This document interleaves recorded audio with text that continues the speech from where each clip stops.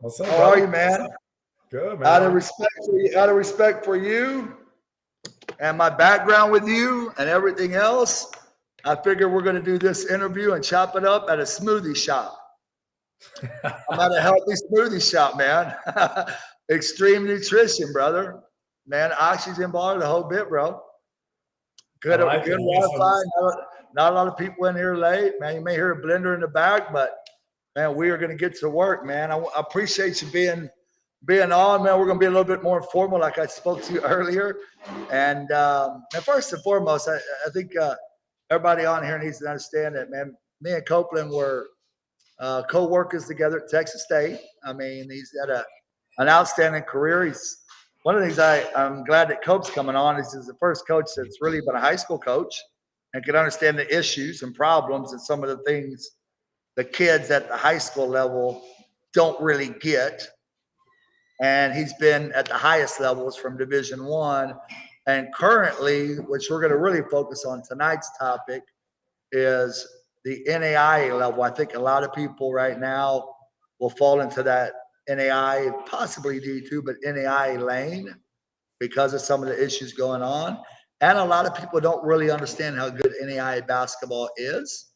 And then the last thing, and we're going to start with my first question, is about the merge of everybody in NAIA being one level now. I think even some people didn't know there was a D2 and D1. Now there's just NAIA college basketball. What does that mean as far as the rules that everybody's merged? And what do you think? Is that a good or bad thing for the NAIA? Yeah, so last year was the first year we merged to one division. So now it's just NAIA basketball. It's all one division. Previously, there was Division One, which you can speak more to this. What was it? 11 scholarships was your max? Yeah, I was 11. Now I didn't have 11. Hell, I was at Olu. I mean, I had. Yeah, no doubt. Yeah, But we 11 had the package. scholarships was a max. But at Division you could One, get 11 at Division One back in the day, and and then six, I Division. believe six was Division Two. Yep, 6 was Division Two. So then last year they merged, and everybody's 8 now. And what that means, the 8, that's institutional aid. So that includes your academic, your athletic, any institutional grants or scholarships you get counts in that 8. So say I have 16 players on my roster, I've got to be under that 8 scholarship cap. And now there are exemptions, which I'm sure we'll talk about later, why it's so important to be a high academic kid. So if you have a 23 ACT or 1150, I think SAT, that's a half exemption. So if I gave you $10,000 total institutional aid, that would only count 5 in NAIA's eyes. And then a full exemption would be a 27 ACT or a 1270 SAT, and that would be a full exemption. And then you have GPAs as well for those exemptions. Yeah, I don't want to cut you off and stop you there, but I want to try to navigate to a point of what I'm trying to do at the show, man, making it more informative. And just again, you're through the mind of a college coach. I've been telling people that lately at my camps. See, I'm going to quit listening. Now, again, you're a trainer. You're a certified trainer. So I'm not dogging it. A trainer's trained. Maybe you're on train. He should be able to make you stronger. You know what I mean? There's that blender for you, buddy. I told you I'm at a smoothie shop. It won't go long. So there's only one person here. So we should have a blender and out moment here. Boom. So if you're a guy who's a player development guy, great. But if you really want to understand the game and why I'm starting the show and why I've been trying to start this for a while, it's time to get it rolling. Understand what the college coaches think. You'll have some real, if you're close, you'll have a real advantage. Like pointing to that, the packaging, be very specific with, like, say there's 3 kids left on your board and why academics matter at NAI, not for your main dude. And we can talk about that. But if it's all equal and you're trying at Ave Maria to kind of get the most out of 5 scholarships when you know your competition has 8, because that happens, and there's 3 guys left, what are some factors outside of ability, if everything's being the same, that will get that offer sent to that player? Like your packaging, what you're talking about. That's a great point. I think institutional fit is such a big deal. Like, for example, at our place, I've been at a lot of different institutions, and I think recruiting to your institution is extremely important. At our place right now, I'm at a private, conservative, high academic Catholic university. So I've got to recruit to that. I'm not fully funded. I don't have 8. So the more money I can get you from avenues other than athletic, the better. And so we're recruiting really good people. Taking, obviously you have to have the baseline of ability. In my opinion, you have to have 3 things ability-wise for us to even look at you. You have to have 2 of the 3, and that's motor or toughness, skill set, and athleticism. If you have 2 out of the 3, you can play college basketball. So let's say I'm gonna keep stopping you because again, I've been trying to say this for years. That's one of the things that I again, it's not about my events, not about what I do, but one of the things that I've tried to create as far as my particular events is really kid has a chance to showcase both because it matters. I mean, not complaining, but you're in a smaller group, and there's a lot of things that are going to take toughness, but it also gets you to your goal because skill is the easiest to assess. I always tell. Yeah, that's the jumper. But when you say toughness, now I want to be very specific with our viewers as we're still navigating to some of these points. What's one trait with Coach Copeland? Because you're a tough guy, and I mean that in a respectful way, and you're a hard worker. What's one trait where you leave the gym and say, that kid's tough? For a kid who's listening that may say, okay, we'll start doing that. What can you do to get your attention? I think first and foremost, just consistency. Is it a kid that every day you know what he's going to bring and what you can count on from, or is he a guy you have no idea when he comes to the gym? Like the guys that win you games, the guys that win you championships are guys you can count on, right? And guys that are the same guy every single day. They're the same guy in practice. They're the same guy in the games, regardless how the outcome goes. They're showing up the next day and being the same guy. So for me, it's consistency, without a doubt. All right, but let's go to like I said, showcase exposure. These kids coming up. It's a combination of, delving into NAIA, some things of that. But you drive up to Georgia and you got one day and there's kids in there playing. I don't care if it's a 4-court showcase or if it's OTR exposure or if it's UC. It doesn't matter. You're in the gym. You got your notebook. What's one thing that's going to stand out and say, oh, that kid's tough? Because you don't really have them day to day yet. How's he going to get on your college board and get noticed? Now, forget talent aside. We know that. He's got to have some accolades. He's got to be an elite varsity player. I mean, you got to have that going to play college at any level, in my opinion, unless you're the unicorn. What's getting your attention? What's one thing that says for you that you go, man, I got to go see that kid again in game 5? Yeah, what's his care factor? Does he have a high care factor? And that manifests itself in his motor. How is he playing? Does he care? Is he communicating? Is he diving on the floor? Is he really sitting down in the stance the whole time? Or is he just nonchalant? And you can't really tell if he cares. To me, I want to recruit a kid that's just passionate as heck and his care factor is super high. And I know, like, he's going to give his heart and soul to winning games. And if it doesn't, it's going to rip his heart out. And I've got to the point with what they say today's athletes, Cope, where whether it's my events, whether I'm in the gym or whether I'm just consulting, I'm like, why wouldn't you trick them? Look around. Like you're immediately going to triple your recruitment. They don't believe that. Like you're going to triple. You may not get signed, but you're going to get 6 guys to come watch you at 6 o'clock just by loving the game.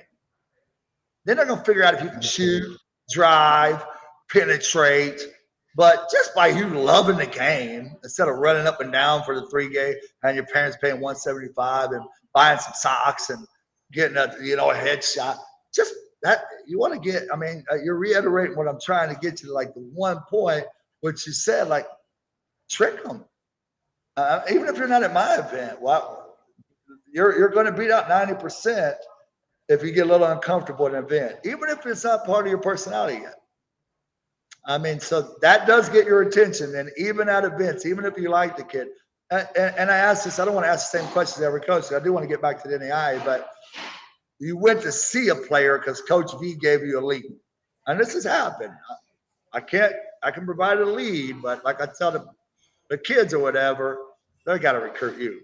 Don't let these people tell you they take credit. I may try to match you, right? They got to recruit you. So in other words, I give you a lead, so you're going to go watch him. What's one thing that moves him off your board immediately, even though you're going to go and watch because you got a credible resource, Coach Jeremy Showman, somebody that you respect says, hey, there's a kid playing at so-and-so, Cope. Go watch him. What's going to remove him during that game from your list? One thing. Yeah, the opposite of what I just said, a kid that does not have a care factor. If I can't tell if he loves the game, if I can't tell if he's bringing energy, if he's passionate, like I don't want to be around him. I don't want to coach him. To me, what made you such a good coach and elite recruiter was your care factor. Like anybody in the same room with you knows your passion, your care factor is super high.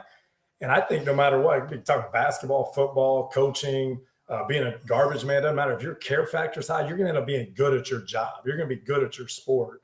And if I can't tell if he cares, then I don't want to recruit him. I don't want him a part of my program. I don't want to be around him. That disgusts me.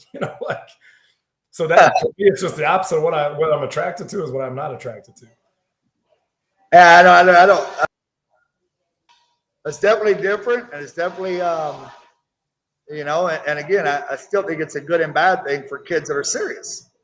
I mean, my new message has been, I've adapted with what I do. My new message has been look around and take advantage of the fact that so many kids think that, they're going to go get themselves in there with a jump shot.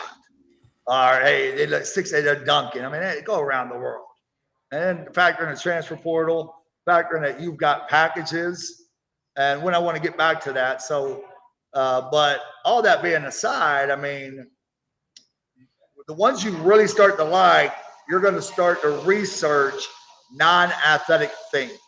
I know you've said the word caring, but for NAIA, when I was in NAIA, and I don't want to take, this is just an important issue with the merge and the portal. And I think a lot of kids I've seen have a chance maybe to slip into NAIA.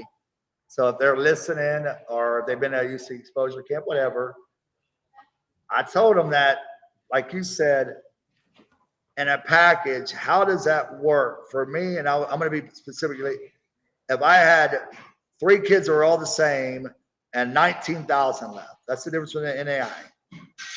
It's a fiscal amount.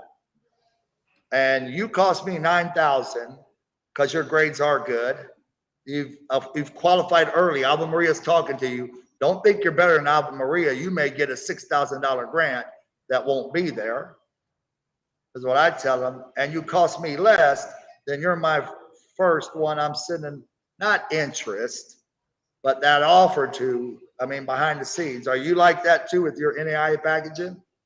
Yeah, absolutely. We all have a limited scholarship budget, a limited amount of money. So the less the kid costs you to get the same amount, the higher he is on your board. Like you said, if you have 3 kids and they're all very similar, the playing attributes, the kid that's going to cost you the least is going to be the top of your board. The kid that has the most traits is going to be on the top of your board for 2 reasons. First of all, you can get better players that way and you can stretch your money further. And second of all, like I talked about the exemptions, if you are a fully funded program and you have more than 8, all you have to have, you just have to stay within 8 within NAIA's eyes. So if you get a high exemption kid, you can actually go over that 8 because he's a full exemption. He's a 0 scholarship in the NAIA's eyes. So there's 2 reasons they're more attractive. So without a doubt, they go to the top of your board. Yeah, I think it's good information, man, because a kid, man, these are just kids, man. We were kids too. I was a dummy when I was a kid. We didn't have all this other noise, but I was just laser focused on playing college ball, riding my bike.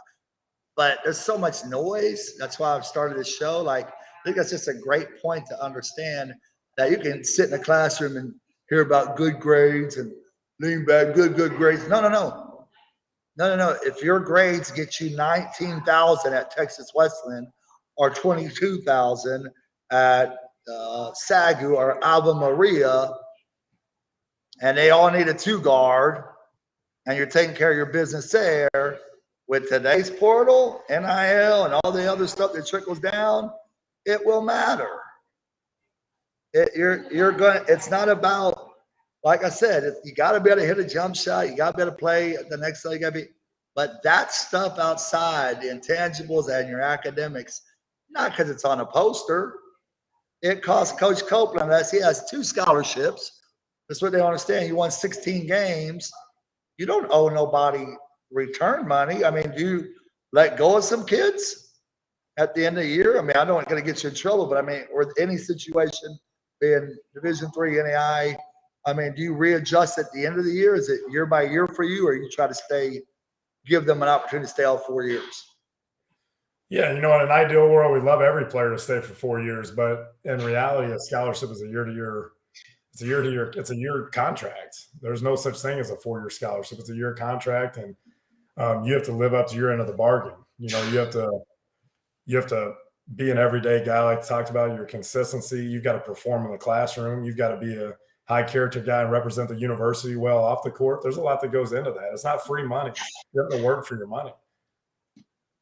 Yes, I mean it's agreed. Yeah, and I did this in NAIA, and I'm again been in NAIA and being a little bit limited when I was an NAIA coach, but loving the challenge and getting after it. I mean, being at that level, man, it was cool at times to see a kid that I didn't really know, which kind of goes along with what you're saying. By his second year, I may have given him 5,000. I had kids on those old new teams that nobody really wanted. By their second year, I had some kids that got 25,000 from me. They won me over. They were low maintenance in the class. Eddie Ortiz is an example. He hugged me when I gave him 25,000, but he was that kind of kid. He was there in the gym every day. Same thing. The ball doesn't lie. I mean, he wasn't beating people out on accident. He had just enough to get his foot in the door, though, Lou. And again, kind of going on with what's the problems today. Like, you weren't going to outwork or out-compete or out-teammate Eddie Ortiz. Of course I'm going to reward him. I rewarded him, and he had the next 3 years paid for, and he's still the all-time leading three-point shooter, graduate, whatever. So I think you can flip that, too, for kids coming in on a partial to quit saying they're coming out of an instant gratification. What would a kid at your place, or what would a kid that you have upgraded, what did he do to get his package upgraded, so they understand that you can also maybe do that? Have you done that? Oh yeah, like you said, you can bump their scholarship money can stay the same.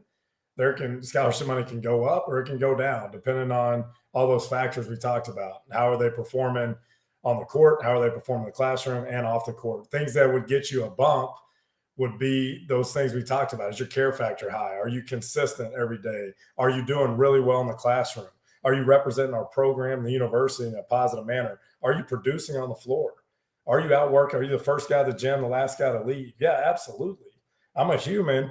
The guys I know that care, I'm going to try to take care of them. The guys I know that don't, I'm going to not take care of them and try to get them out the door. That's just the way it goes. Well, yeah, I mean, once you get to college, it's big boy land. There's no overwhelmed. It's not going home. I mean, he's overwhelmed. No. I mean, if you're not prepared, I say that first semester, you better figure out how to navigate your way through some water. So why not start preparing now? I mean, part of the things I'm trying to do is help these kids, not only with, having a different little avenue that is exposure, but having all the information that we're discussing, all the information at their disposal, even if 5 of them are more prepared and they can transition and stay in school. Man, that's awesome. So, one simple thing that would stand out for these players, if they just get their approach pre-practice, they just get a pre-practice routine. Can you imagine if you had a kid, no matter if he's your 15th guy or your best player, and every day he's there 30 minutes early, it's the same routine every day. He's actually working and getting better and getting a workout in before practice. That's going to impress you.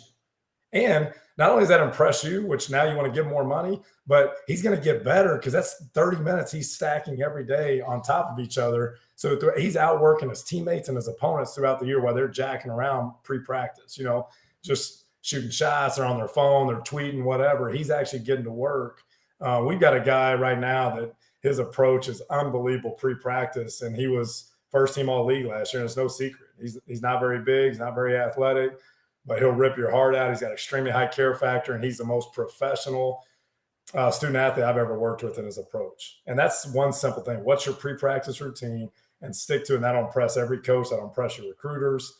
It don't press everybody. And you'll get a lot better. It's a multiplier effect. Yeah, man, I just want to say my cousin Stanley Bonowitz, man, most people don't even know we're cousins at times. I mean, I don't know how they don't know. If we ever sit in the same room, they'd know immediately. But in all seriousness, man, I was watching him speak, and I'm not going to talk about what he talked about. He was talking to his little kids.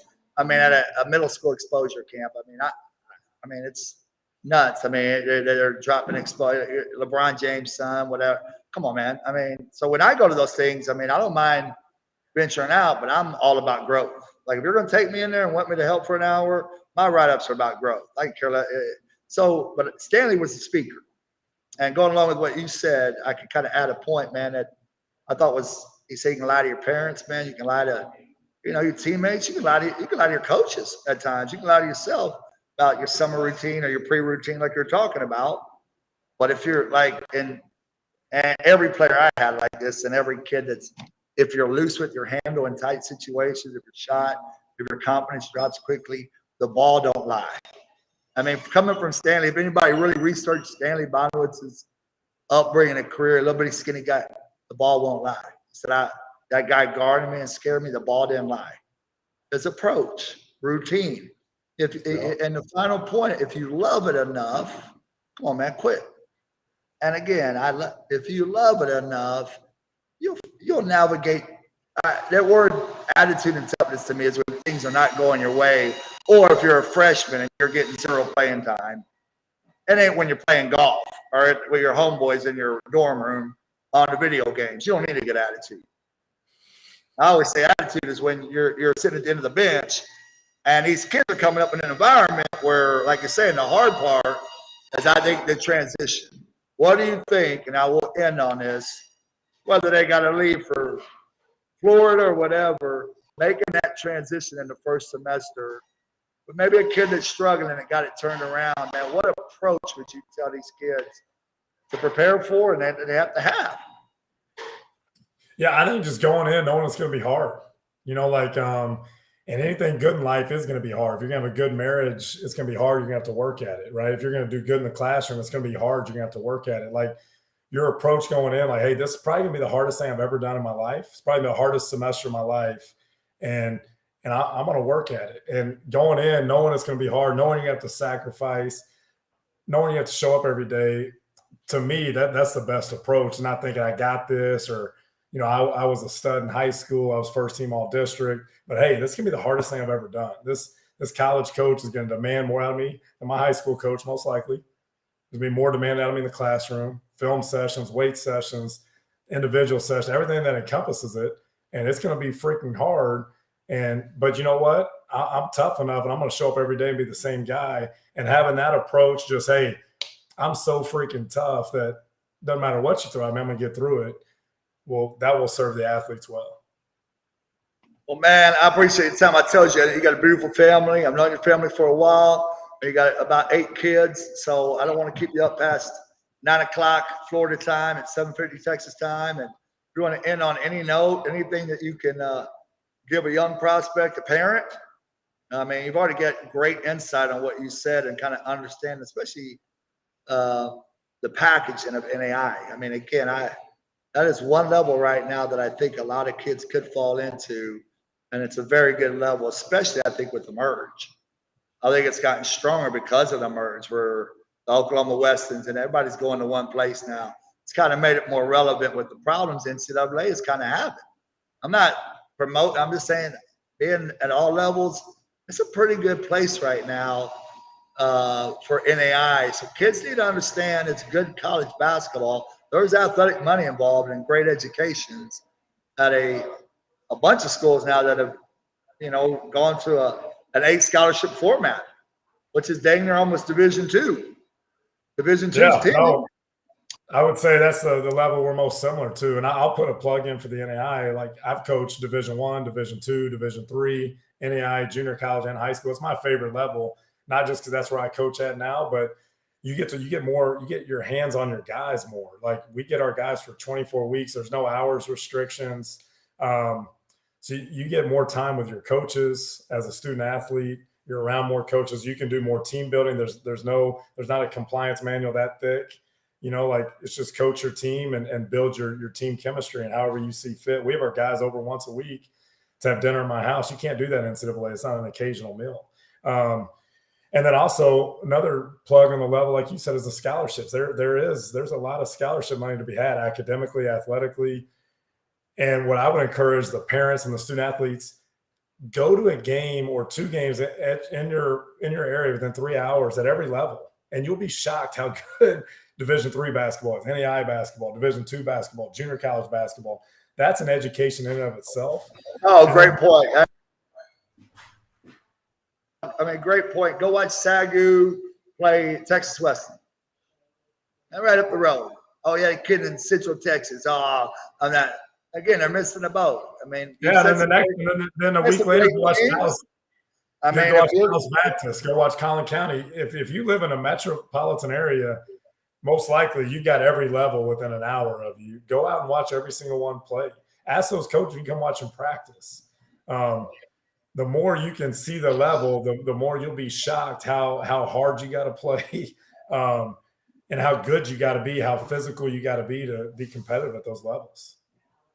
Yeah, I mean, you made a good point. They liked you more. I mean, at OLU with all those time constraints and problems with NAIA, they couldn't stand me for 8 weeks. I didn't care. I didn't like them either. I was trying to develop a coach. I had the bad news bears. We won the league, but I mean, we're going to try to eliminate mistakes. I mean, I didn't expect nothing but possession by possession. That's how I was at NAIA. I took it. We were at 5 a.m. That's why I rewarded the heck out of the Eddie Ortiz's, because I wanted guys to build my culture. I didn't think I was ever going to get any players there. I was like, I'm going to keep rewarding guys that maybe by my 3rd year will be good. So I still kind of have that approach with what I'm trying to do now. This is a great addition because outside of me, knowing so many college coaches around the country that have similar kind of traits, I just think it's so knowledge is power. Parents are tuning in and this grows and they get different nuggets. There's some nuggets that are pretty universal. And if there's a kid out there that we help or a parent that's getting hit up, being promised the golden nugget, and we're going to get, and then because I've had a lot of guys we got robbed and a lot of parents we got robbed. That's been my mission, Cope, since starting this. And I'm like, well, did anybody see in person? Have they given your son any constructive things from the other side? Have they ever offered money? No, that's a great point. What are you paying for? The profile? You're paying for a profile? And we have those now, but I was like, man, it's what's on that profile, that's why I'm calling this. I got to get a better name. I'm usually better and witty, but inside the mind of a college coach. But I want everybody to start understanding how you guys think and the things that you have to think about in the boardroom. And that's free information we're providing here. Yeah, I'll finish with this. Be the best person you can for the student athletes, the best students you can, and the best player you can. If you're a good person, a good student, a good player, you're going to get recruited. It's that simple. And when everything's the same, the higher academic you are, the higher character, you're going to bump to the top of the board. It is what it is. No coaches want to recruit low character guys. No coaches want to recruit guys they got to babysit in the classroom. And you're going to get more money. You're going to get recruited higher, and you're going to get more scholarship money. It's a no-brainer. I mean, I don't understand it. If you don't try, I don't understand it. It makes no sense. Well, I do, and that's what we're going to finish on that. I mean, the key to this point, whether you're at an event, showcase, high school game, and you never know who's watching, train those habits that you just heard Coach Copeland say, like your jump shot. It may not be overnight when you're a great communicator. Train them. Your homeboys are still going to be your homeboys that are making fun of you in practice. They don't really care after your senior year. So I tell kids, they don't really care. They'll jump on board with you. You'll be surprised. So I think most kids mix into, I screen right now. No, they'll make fun of you for a little bit, and then they'll kind of join in. But you're going to benefit ultimately. I don't know what level, but you benefit. And I'm glad that you made some points that the other 3 college coaches have made that are uniform as far as things that can increase your recruitment, decrease your recruitment. But NAIA is a really good level right now with everything going on to keep your academics up. Respond to NAIA coaches. Apply early, even if you haven't committed, because there's more institutional money. And you're also showing a proactive approach that guys that are telling you maybe Division I, okay, if you get there, I always say you'll know if you're Division I early in your junior year. For the most part, you'll know. So real quick, the advice some of these kids get to wait, that is not good advice. Like, scholarship money is limited, and coaches, well, I'm not going to wait around on a kid. I'm going to recruit the entire world to find a guy I want to recruit. I'm not going to wait on you. I'm going to sign somebody that wants to be here. So if you wait till May, that's fine. There's going to be no money left for you. So if somebody's interested and you like them and they like you and you feel good about it, you feel peace and you prayed about it, why wait? That's the stupidest advice you could get. Man, you're awesome to talk to, man. We'll have to delve into another show when this thing blows up, when I get like a studio in my own office and I'm not getting blenders in the back. And I want to talk about Coach Clips. I mean, I'm going to maybe open it and people realize I got a sense of humor as well, man. And not just see me out there on the court pounding and pounding and trying to make a difference in the game. I'm either the dumbest man in America. I'm trying to leave a little small imprint with today's kids, man, and just the game itself, a game I love. Yeah. So, and guys like you, man, jumping on and helping, again, I think is very crucial to anybody that really cares, even if I have to share this, for 2 more weeks live, yada, yada, however I'm sharing it. If it reaches 20 kids out there laying in their bed or 20 parents, these are just parents too, trying to figure out how to help their child. That's why I'm doing this too. Yeah. Man, so appreciate you, my man. I don't know. Yeah, you're doing a great thing, V. Keep it up, man. I love you. I'll do anything for you, and you do a heck of a job. So whatever you need, brother, I got you. I'll be when I start scaling out, man, and get back to Florida, Georgia. I'll be calling you, man. I'm trying to get out as soon as some of these states get a bit more open, like Texas. In all seriousness, I had LA and I had Atlanta booked, and COVID, because of COVID still out there, I couldn't get an outside entity gym. But I had 2 of my old peers that were ready to get UC exposure and stuff out in their particular parks to try to kind of have a model to find some kids, and it was a win-win. But so that's my game plan. So prayerfully, we still move in Florida, man. Come out. All right, brother. Take care, man. All right, we'll see you. Appreciate you. Yeah.